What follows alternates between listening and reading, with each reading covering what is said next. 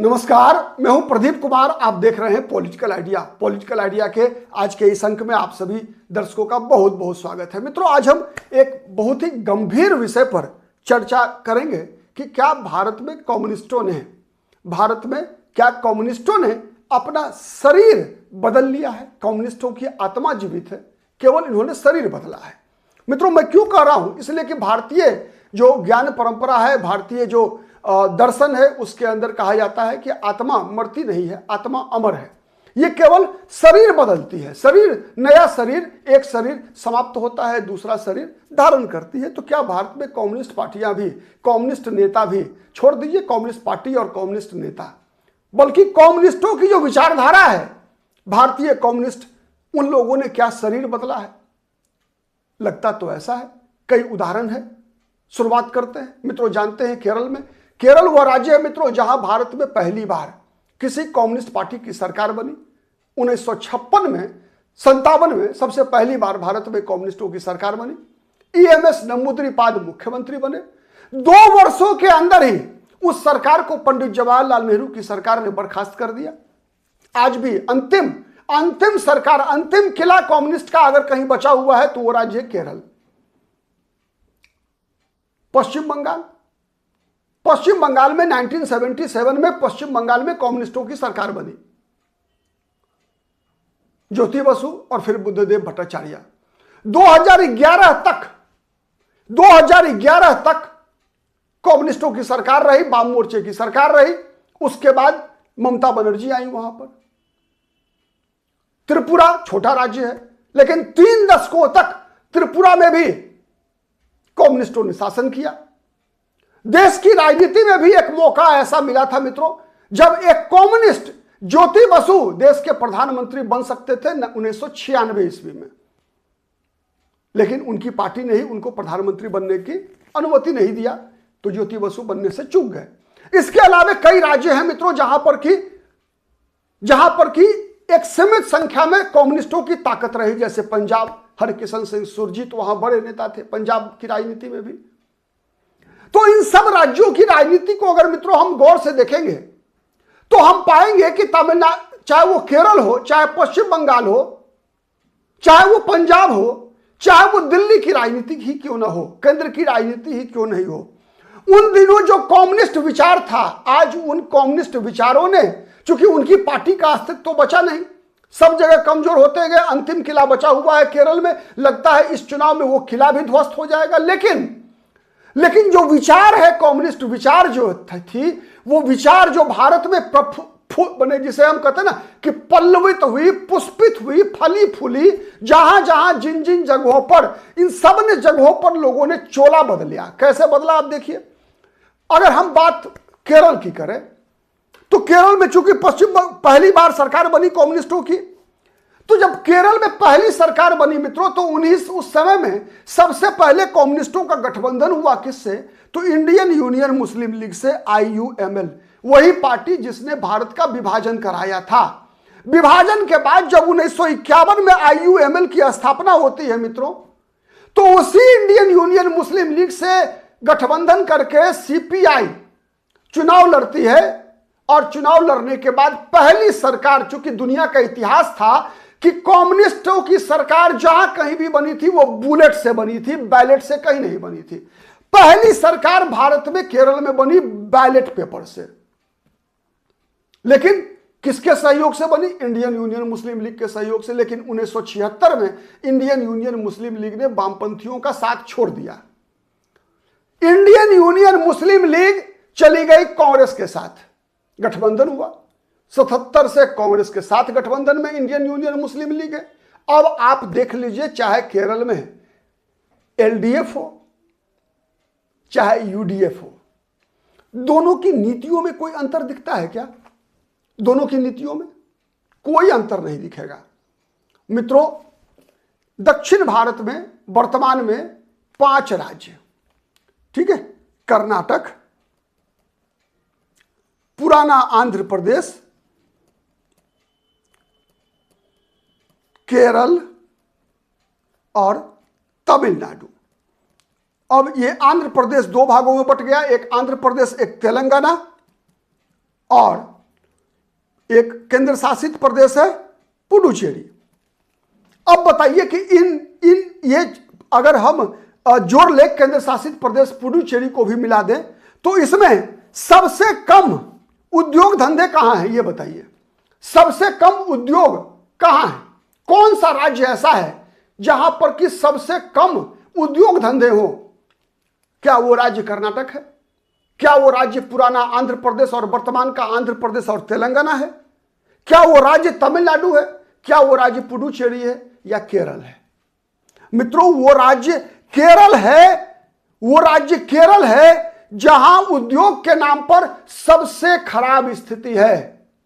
सबसे कम उद्योग धंधा अगर कहीं पर है, एंटी इंडस्ट्रीज अगर कहीं पॉलिटिक्स है तो वो राज्य केरल है।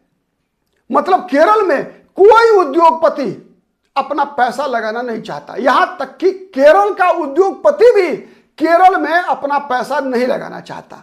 एक बात करते हैं कम्युनिस्ट क्या, मजदूरों की नहीं, हैव्स एंड हैव नॉट्स का, हैव्स एंड हैव नॉट्स का। मजदूरों का हित कहां है मित्रों? जहां उद्योग होगा, लेकिन उद्योग नहीं है। और सबसे ज्यादा रोजगार के लिए पलायन वाला राज्य कहां है? केरल। हिंदुस्तान का कोई भी कोना ऐसा नहीं मिलेगा मित्रों जहां पर कि केरल की नर्स नहीं मिलेगी आपको। हिंदुस्तान का कोई भी कोना, हिंदुस्तान छोड़ दीजिए मित्रों, दुनिया का कोई भी कोना ऐसा नहीं मिलेगा जहां पर कि केरल की नर्स नहीं मिलेगी, केरल की नन्स नहीं मिलेगी। किस लिए है यह पलायन? दुनिया, आप चलिए आइए पूरे जो अरब देशों में, मिडिल ईस्ट के देशों में, हर जगह सबसे ज्यादा मनी ऑर्डर की इकोनॉमी पर अगर इन पांचों राज्यों में कोई एक राज्य सर्वाधिक निर्भर है तो वो राज्य है केरल। सच है या गलत है बताइएगा कमेंट करके। मतलब इन कम्युनिस्टों ने और कम्युनिस्टों की घुसी हुई आत्मा वाली दोनों तत्वों ने मिलकर केरल का क्या हाल कर दिया? उद्योग विहीन कर दिया। एंटी इंडस्ट्रीज, पलायन, मजदूर। मतलब आप मित्रों चलिए केरल से आगे बढ़ते हैं पश्चिम बंगाल। वो राज्य जहां 34 साल तक कम्युनिस्टों ने राज्य किया मित्रों, वो राज्य पश्चिम बंगाल, जिसे भारत की राजधानी हुआ करता था और जिसे भारत की औद्योगिक राजधानी भी कहा करता था मित्रों। पूरे बिहार, असम, उड़ीसा, उत्तर प्रदेश जैसे राज्यों से लोग कोलकाता जाया करते थे, मालदा जाया करते थे, खड़गपुर जाया करते थे नौकरी करने के लिए। उद्योग धंधे, औद्योगिक राज्य कहलाता था कोलकाता, हावड़ा, पश्चिम बंगाल औद्योगिक राजधानी कहलाती थी भारत की। आज उस पश्चिम बंगाल में 34 वर्षों के शासनकाल के बाद कितने उद्योग बचे हैं मित्रों? कौन कौन सा उद्योग बचा है? आज पश्चिम बंगाल के युवा, पश्चिम बंगाल के बेरोजगार के लिए पश्चिम बंगाल में रोजगार नहीं है, तो बाहरियों को रोजगार कहां से दे पाएगी पश्चिम बंगाल? अब तो कोई बाहरी, चाहे वो बिहारी हो चाहे उत्तर प्रदेश के लोग हो, वैसे लोग ही पश्चिम बंगाल में बच गए हैं मित्रों, जिनके पूर्वज 2 पीढ़ी 3 पीढ़ी पहले वहां जाकर छोटे मोटे किसी काम में अपने आप को इंगेज कर लिया था, वही छोटा मोटा प्लॉट लेकर बस गए। कोई टैक्सी चलाता है, कोई चाय का दुकान करता है, कोई बीड़ी सिगरेट बेचता है, कोई ड्राइवरी करता है। ऐसे लोग ही केवल दूसरे प्रदेशों के पश्चिम बंगाल में बच गए। और जितने लोग दूसरे प्रदेश, बिहार, उत्तर प्रदेश जैसे राज्यों के हैं पश्चिम बंगाल में, उसकी तुलना में कई गुना बंगाल के लोग महाराष्ट्र, तमिलनाडु, कर्नाटक, आंध्र प्रदेश, गुजरात, उत्तर प्रदेश, नोएडा, गाजियाबाद, गुड़गांव जैसे जगहों पे, सोनीपत जैसे जगहों पे जाकर नौकरी कर रहा है। सच है या गलत है? तो उद्योग विहीन बना दिया, पलायन ग्रस्त बना दिया इन कम्युनिस्टों ने, चाहे वो आपको क्या लगता है कि पश्चिम बंगाल में 34 वर्षों का कम्युनिस्टों का ज्योति बसु और बुद्धदेव भट्टाचार्य के शासनकाल के खत्म होने के बाद ममता बनर्जी के शरीर में कम्युनिस्ट की आत्मा नहीं घुसी? ममता बनर्जी का तो जन्म ही हुआ था एंटी उद्योग सिंगूर के आंदोलन से, टाटा के नैनो के प्रोजेक्ट के विरोध से। और उसके बाद क्या पश्चिम बंगाल में एक भी उद्योगपति अपना पैसा लगाने के लिए पश्चिम बंगाल आ रहा है क्या? क्या पश्चिम बंगाल के युवाओं को पश्चिम बंगाल में रोजगार ममता बनर्जी ने दिया है? भीख दे रही है जरूर, लक्ष्मी भंडार योजना के नाम पर, कन्याश्री योजना के नाम पर 500,000 रुपए महीने देकर पश्चिम बंगाल की सड़कें टूटी हैं। देश में, पूरे हिंदुस्तान में अगर सड़कों की स्थिति सबसे खराब अगर कही है मित्रों तो पश्चिम बंगाल में है। कबीला कल्चर है, कबीलाई संस्कृति है। टीएमसी के जो कार्यकर्ता जिस किसी भी गांव, जिस किसी भी मोहल्ले, जिस किसी भी पंचायत, जिस किसी भी वार्ड में है, हर सरकारी काम का ठेका उनके पास है। और अगर आपको कोई भी सरकारी सुविधा चाहिए तो जिस प्रकार से वामपंथी शासनकाल के दौरान वामपंथी कार्यकर्ताओं, कॉमरेड्स से आपको मुलाकात करनी पड़ती थी, वैसे ही आज टीएमसी के वर्कर से वहां मुलाकात किए बगैर, बिना तोलाबाजी दिए बगैर, बिना कमीशन खोरी के बगैर, बिना पार्टी सिंडिकेट से जुड़े बगैर आप कोई भी काम नहीं करा सकते। सच है या गलत है? वही काम जो काम हो रहा था बुद्धदेव भट्टाचार्य ज्योति बसु के कार्यकाल में, आज वही तो हो रहा है पश्चिम बंगाल में भी। वही ममता बनर्जी बांग्लादेशी घुसपैठ के मुद्दे पर सोमनाथ चटर्जी के सामने, लोकसभा अध्यक्ष के सामने कागज फाड़ कर फेंक देती है, यह कहते हुए कि मतदाता सूची दिखाती है कि पश्चिम बंगाल का भी मतदाता सूची में वही नाम है जो बांग्लादेश की मतदाता सूची में नाम है। घुसपैठ की विरोध करने वाली, सड़क पर अग्नि कन्या के रूप में विरोध करने वाली ममता बनर्जी आज वही तो कर रही है, बांग्लादेशी घुसपैठियों को बसाने का काम कर रही है। वही काम कर रही है ना। वही ज्योति बसु की आत्मा ही तो ममता बनर्जी के अंदर आ गई है, बुद्धदेव भट्टाचार्य की आत्मा तो ही आ गई है। जिस आत्मा ने उद्योग विहीन बना दिया, जिस आत्मा ने बांग्लादेशी घुसपैठियों से पश्चिम बंगाल को भर दिया कि आज 1 करोड़ के आसपास मतदाताओं के नाम पश्चिम बंगाल की मतदाता सूची से गायब होने वाले हैं। कौन थे ये 1 करोड़? सब अवैध मतदाता थे, अवैध काल्पनिक मतदाता थे। लाखों नाम काल्पनिक हैं और इसीलिए आज बेचैनी देखिए ममता बनर्जी की। वैसे ही नहीं बेचैन है, एसआईआर एसआईआर एसआईआर कर रही है, ज्ञानेश कुमार को पीटने की बात करती है। यही काम वामपंथी भी तो किया करते थे ना, कि लोकतंत्र में भरोसा नहीं, केवल प्रतिक्रियावादी ताकत, निपट लेंगे। गृह मंत्री को कहा जाता है कोलकाता में कि होटल से बाहर आकर आप अगर जीवित हैं तो केवल हमारी मर्जी है, इसीलिए आप जीवित हैं। यह बात कही जाती है देश के गृह मंत्री को। पिछला चुनाव याद कीजिए मित्रों, पिछला विधानसभा चुनाव 2021 का, तब चाहे वो जेपी नड्डा हो, चाहे वो कैलाश विजयवर्गीय हो, चाहे वो दिलीप घोष हो, चाहे वो शुभेंदु अधिकारी हो, कितने लोगों पर जानलेवा हमले हुए थे। और वही सब जानलेवा हमला तो केरल का भी इतिहास रहा है मित्रों।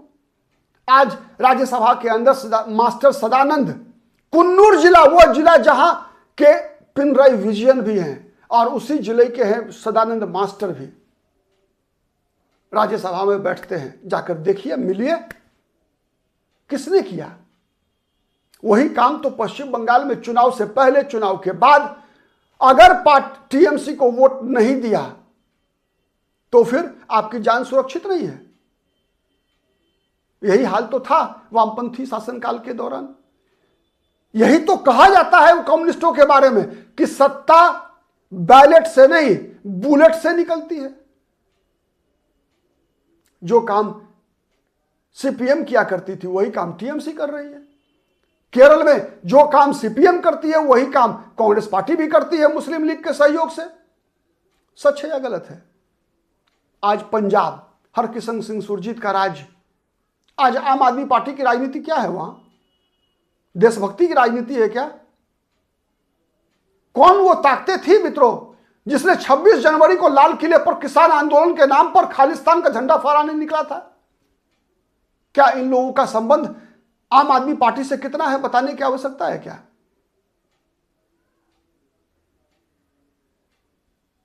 आज मैंने कहा ना कि आत्मा मरती नहीं है, शरीर बदल लेती है। आज कन्हैया कुमार ने सीपीआई से कांग्रेस में क्यों पाला बदला? कई ऐसे नाम है। बिहार में कांग्रेस पार्टी के विधायक दल के नेता थे शकील अहमद खान। कहां से राजनीति शुरुआत हुई थी? जवाहरलाल नेहरू विश्वविद्यालय में किस संगठन के नेता थे? कांग्रेस में क्यों आ गए? जब सीपीआई ध्वस्त हो गया, सीपीएम ध्वस्त हो गया तो आ गए कांग्रेस में। विचार वही है, वही विचार है प्रतिक्रियावादी, हिंसा भड़काने का, सड़क पर निपट लेने की धमकी देने का और मौका मिले तो सड़क पर निपटा देने का। यही तो कम्युनिज्म है, यही तो वामपंथ है। मित्रों याद कीजिए 30 साल का त्रिपुरा में सीपीएम का शासनकाल। 30 वर्षों तक हिंसा की आग में जला त्रिपुरा। सच है या नहीं है?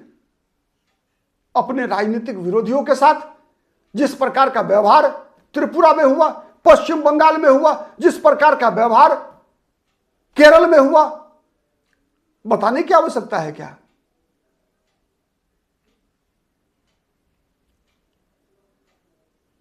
तो चाहे वो दिल्ली की राजनीति हो, पंजाब की राजनीति हो, पश्चिम बंगाल की राजनीति हो, केरल की राजनीति हो, हर जगह इन कम्युनिस्टों ने, जंगल से तो अमित शाह ने निकाल दिया, राजनाथ सिंह ने निकाल दिया जंगल से, जंगल मुक्त हो गया, नक्सलवाद पर लगभग कह सकते हैं कंट्रोल है। लेकिन नक्सलवादियों से केवल हथियार छीने गए, नक्सलवादियों से कलम नहीं छीनी जा सकी है। इन्होंने कॉपी बदल लिया है। जिस कॉपी पे पहले लिखा होता था भारत की कम्युनिस्ट पार्टी,